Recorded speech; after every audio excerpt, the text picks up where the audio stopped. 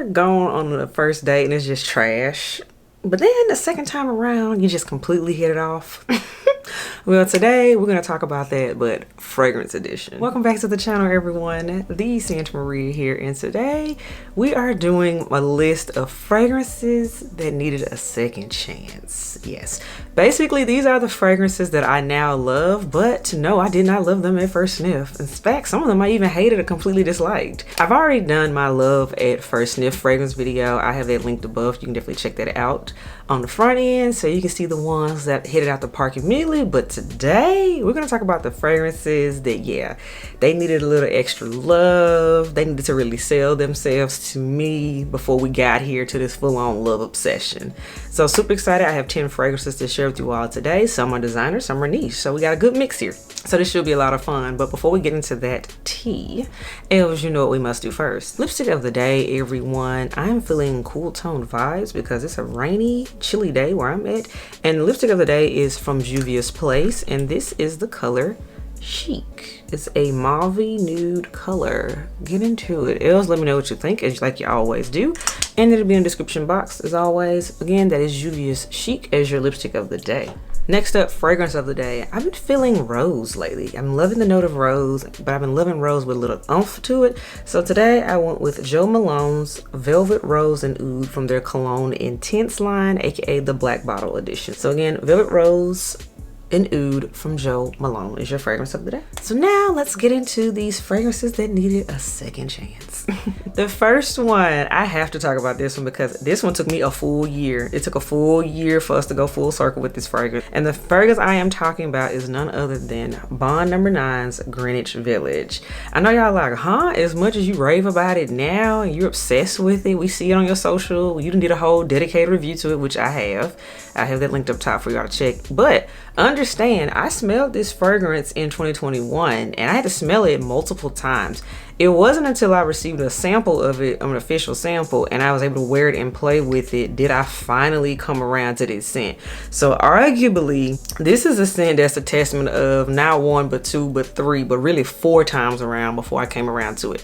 And what sold me on it officially was, what I had been doing previously was I would be getting the scent on little like test cards whenever I would go by the counters. Lovely sales ladies are always so amazing. They're like, oh, you should smell Greenwich Village. It's like a bestseller. It's due, all that. But it wasn't until I played with my sample that was on my skin so I could really wear it, slept in it, wore it out. It was till it met my skin. Then I was like, okay, I get it. I need this. I need a bottle of it. And that's when I purchased a full bottle. Straight up. So that's definitely been my experience, and I can almost say that might be a total experience with my bonds, period. Bonds need to be tested on your skin. I will say that now. But yes, that is the story of how I came to love Greenwich Village. Honey, you took some time. We needed a moment with you. The next fragrance I'm going to talk about is from the house of Tom Ford, one of my absolute favorite fragrance houses of all time. And the scent I am talking about that needed a little extra time to fall in love with is Tom Ford's Noir de Noir. I also have a full dedicated review on this scent. You can definitely check it out at a later date. So the thing with this scent, what caused there to be an issue and discrepancy at first was I smelled this scent in the wrong season. This is a cold weather scent because it's deep and dark. I mean, hello, Noir de Noir. Night darkness is all up through here, even in the name. Let's just say that. This is a deep, earthy, chocolatey kind of rose. That's what this is. And like an idiot, because I didn't know no better, I smelled this fragrance in the dead of summer last year. I'm talking 100 days hot. Very, very hot. And I smelled it and I said, ooh. I smelled it on paper. I even smelled it on my skin. So, you know, I did a fair test with it, but I was like, oh, this is a lot. This is a lot. Why is this an iconic scent with Tom? I wasn't getting it. Fast forward, fall hit, weather dropped, smelled it again in the holiday season. I was like, oh my goodness, this is everything. That's when I bought a bottle of it. So this is a testament of smell fragrances in all seasons before you make up your mind on a scent. Because had I just gone off of that initial spray in July, I wouldn't have this bottle to this day. I would not have it in my collection. So again, definitely test fragrances in different seasons if you hate something. You might love it in a different season. Just saying. Again, that is Tom Ford's Noir de Noir. The next scent is another scent from the house of Bond Number 9, and this is one that's very popular as well. This is Bond Number 9's Tribeca. Yes, Tribeca. Similar story with Greenwich Village. Similar story, kind of, sort of. This one I had to smell 1, 2, 3 times before I finally decided to get a bottle of it.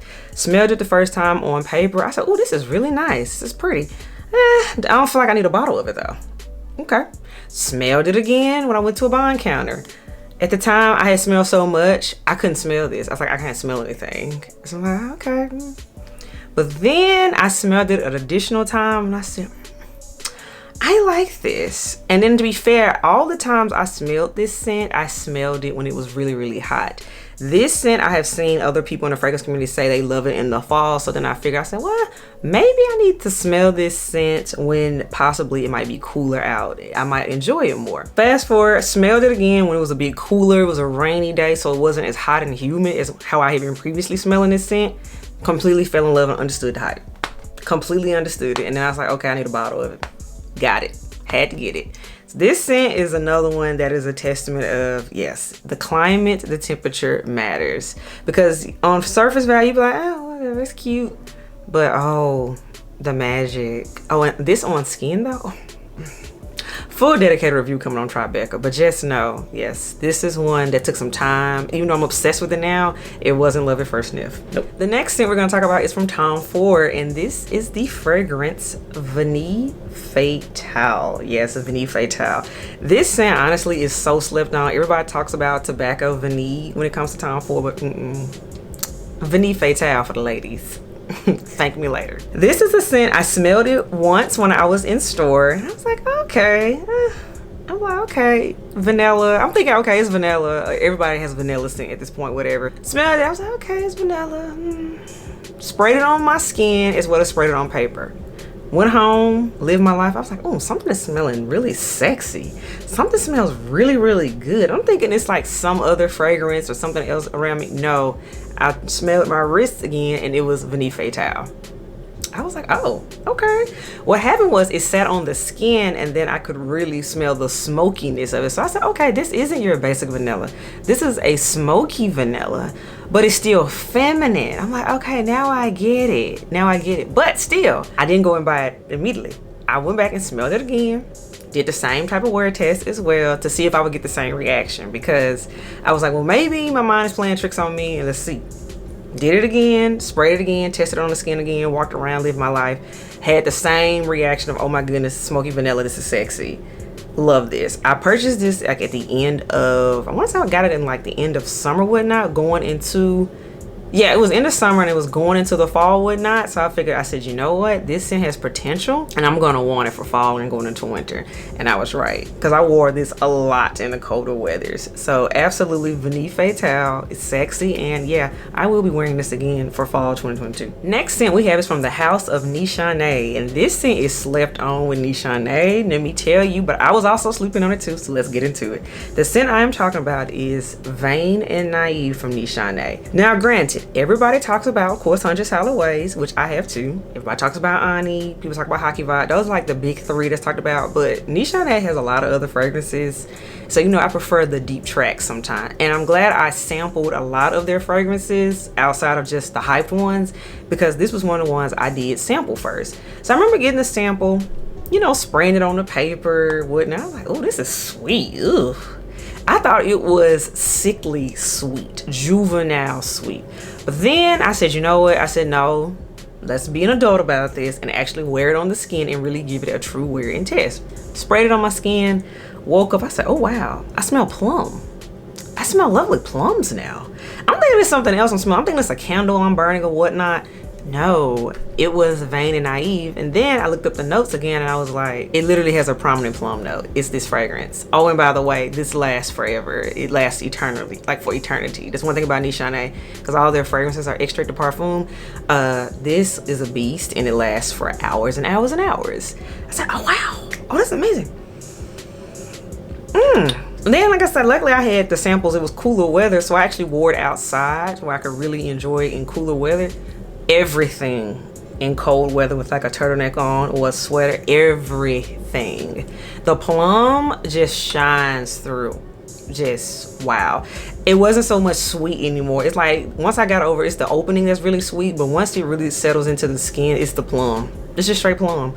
And I love plum. My L's, y'all know that. So yeah, Vain and Naive, that's why you're here. That's how you got upgraded from a sample to a full size bottle. This scent is everything, and I think more people should be talking about it. It's that girl. This is Vain and Naive again from Nishane. The next scent really needs no introduction at this point because everybody named Mom is hyped over it. Everybody has it at this point in some form of fashion. And I'm talking about none other than Valentino's Donna Born Aroma. No, this was not a love at first sniff. So no, I was not a part of the hype train. In fact, I thought it was overhyped, and it was just the tweens and the college girls hyping it up because they were younger and like everything that's sweet. That's just to be straight up. That's how I felt about it. Look, I'm a career woman. I'm in my 30s. I'm like, okay. The kids are going crazy over this. I'm like, it's probably going to be bubblegum water. That's what I thought.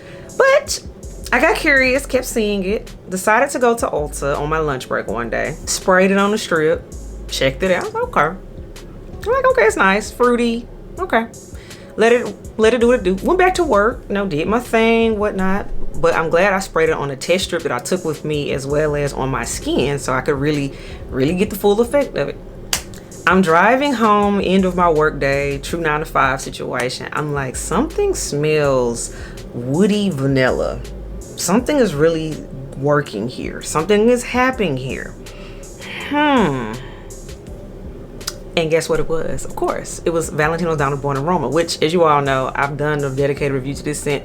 This scent lasts to be a sweet scent, but it has that bourbon vanilla note in it. And I said, okay, I get it. That is what takes this scent from just being a basic scent to being over the top. Because of the longevity is there to be a sweet but grown woody vanilla. I like this.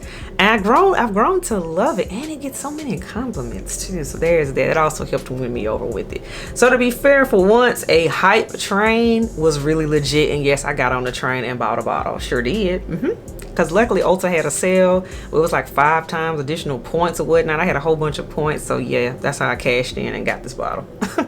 Again, Valentino's Donna Born Aroma. Now we're gonna talk about a true OG in my collection, one that I've owned. This has been a repurchase, so this is not even my original bottle because I used that up. The scent I am talking about, this is from the house of Dior, and this is Dior Addict. This is Dior Addict. I haven't talked about you as much lately on the channel because I tend to wear this in cooler weather. This was my original vanilla bourbon scent, but here's the thing, it was not a love at first sniff. This was an acquired taste, and I still say this is an acquired taste. Do not blind buy it, please test it. The thing about it is, the reason I wasn't all the way there for was because I first smelled this fragrance when I was 16, and this scent, I was like, ooh, that is heavy, that is grown. But I was like, I'm not there in my life yet, but I want to get there. I want to get to the place in my life where I can wear this scent. So this scent became like a goal scent in my head. So yes, I eventually grew up, and then once I got into my 20s, so like post college graduation, all of that, I said, no, I'm getting me a bottle of Addict, because this scent stayed on my mind. I still would smell it when I would go to Sephora department store. I'm like, I'm gonna get that scent one day. I'm gonna get that scent one day. So yeah, early 20s, I got me a bottle of it. I had to have it. This was like an accomplishment, like I'm grown scent. So this was a scent I grew into. So therefore, again, that's why this one has so much sentimental value to me. And this is, again, Dior Addict. It's so grown. And this, that bourbon vanilla in here, this was my original bourbon vanilla note. I didn't know what I was loving because, again, I was 16 when I first smelled this scent, but yeah. Grown me knows what she likes, and I still love this scent to this day. The next scent we're going to talk about, this one is an icon. It's a legend, and this is another one I had to grow into, kind of like the same situation with the Dior Addict. And I'm talking about none other than from the house of Tom Ford, and this is Black Orchid, you all. Yes, Black Orchid. I first smelled this scent when I was like 18, 19 years old. Broke college student, didn't have any money, but I love Sephora. I was really in there for makeup, smelled it, and I was like, oh wow. I was like, oh wow, oh that's dark, that's grown. I'm not ready for it yet, but I want to be ready for it one day. I want to get there. So I left it there because I was like, I'm not ready for this scent. I'm really not ready for it. This is one I had to grow into. This is another one I ended up purchasing in my mid-20s. This one became a staple in my collection because I was like, okay, I'm grown enough for this. I can rock it. I can handle it. And yeah, I had to get me some Tom Ford Black Orchid. I mean, this is a scent you either love it or you hate it. There is no in between. And I am on team love once I grew into it. So again, this one took some time. We had to grow up a little bit. And this is none other than Tom Ford's Black Orchid. The next thing we're gonna talk about is from the house of Mason Francis Kurkdjian. And this is none other than Oud Satin Mood, the Eau de Parfum version. Yes, Oud Satin Mood. This scent, you all, it was hyped. I kept hearing about it, So of course I smelled it. Smelled it at one boutique. I was like, okay. Smelled it out of town, smelled it at an MFK counter. So okay, maybe, okay. Then I smelled it again at another counter, and it was the third time's the charm. And I decided, okay, I'm gonna need this. I'm gonna need it. I'm gonna need the scent. This is luxurious. This is everything. And it also helped too that I sprayed this one along with its extrait version on a paper, which, oh, I'm gonna need the extrait version at some point too. Just gonna put that out there in the universe. But I sprayed it on paper and I was able to really let it dry down, because this is a scent that the magic was in the dry down, and I was initially just going off of that first initial spray and then that type of thing. No, this is a scent that has to dry down for you to love it. At least that was my experience. But once I let it do that and I really let it develop, I was like, oh, this is amazing. This is luxurious. Luckily, Head Elf listened and he ended up getting this bottle for me. So yeah, I can't wait till it cools down so I can wear this. And I need some more events where I dress up and go out for this scent, because this is fantastic, everything. But again, it wasn't a little first sniff. And then the last scent I'm going to talk about, this is from the house of Frederick Mall. Yes, Frederick Mall, which really Frederick Mall isn't talked about as much, but it has some gems for sure. And this is one of them that is a gem. I thought it was overhyped at first, but then I understood the magic. And this is none other than Frederick Mall's Musk Ravager. Yes, Musk Ravager. So this is a scent I did receive when I purchased the Frederick Mall Discovery Kit over a year ago. So of course, playing in all the scents, I was mostly focused on, of course, Portrait of a Lady, which I do own. That's a video for another day. But I was focused on that one. But I said, no, of course, let me really discover and play with all the scents, because it was a nice array in there, y'all.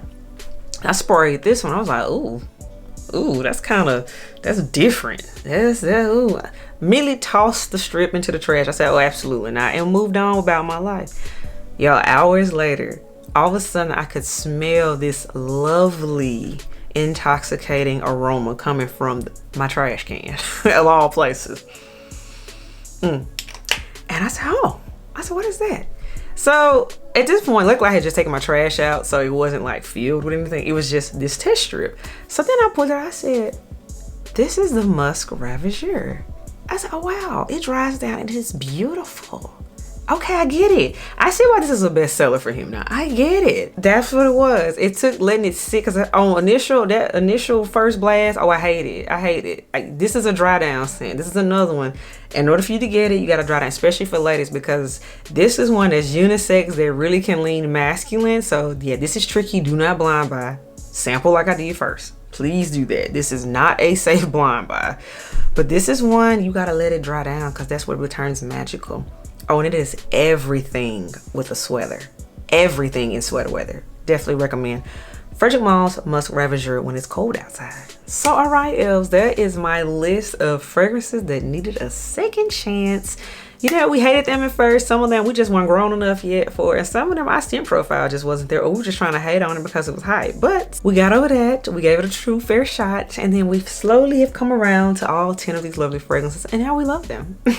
So elves, let me know in the comments below, what were some fragrances that you experienced the same thing with, that you were like, why is everybody talking about this? This is not good. And then next thing you know, you found yourself having to have it. It ends up in your collection some kind of way. Let me know in the comments below. I think this will be a fun topic to discuss. As always, if you're digging me, subscribe to the channel. If you're here for the content, please hit that like button. And if you're not here for any of this, that is okay. I understand. I still appreciate your review. But until next time, elves, I will catch y'all in the next video. Bye, y'all.